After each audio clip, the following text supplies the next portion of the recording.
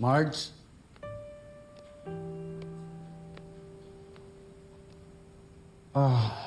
I'm sorry about what happened. Sa tingin ko po, hindi ka dapat sa akin mag-sorry. Kay Mama po. No. I'm not talking about tonight. I'm talking about yung pagtulong ko kina Thea at Paolo na itago ang sikreto nila. Lalo sa'yo. Pareho lang tayo naging victim ng mga asawa natin. At pareho din natin kailangan tiisin ang bunga ng pangangaliwa nila. Bakit po ba ayaw niyong paniwalaan si Mama na anak niyo si Edward? Kung dinilay ni Paolo na anak niya si Ashley, even with the timeline ng affair nila and everything, maniniwala ka ba?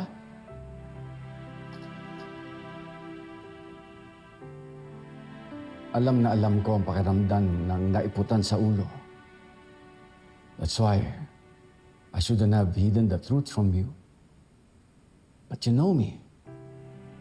Kailangan kong panatilihin malinis ang pangalan ko, alang-alang sa kabuhayan ng pamilya.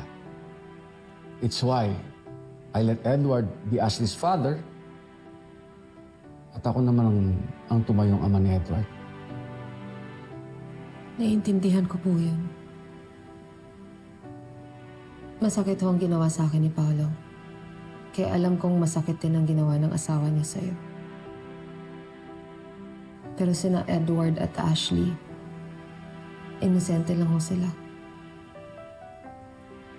Tanggap ko si Ashley dahil alam kong wala siyang kinalaman sa kasalanan ng mga magulang niya. Gaya din si Edward.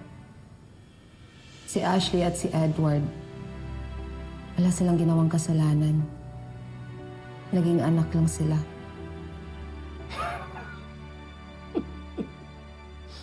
You're lying. You don't want Ashley around? Bakit mo naman gugustuhin yung reminder ng panloloko sa'yo ni Paolo? Tanga ka.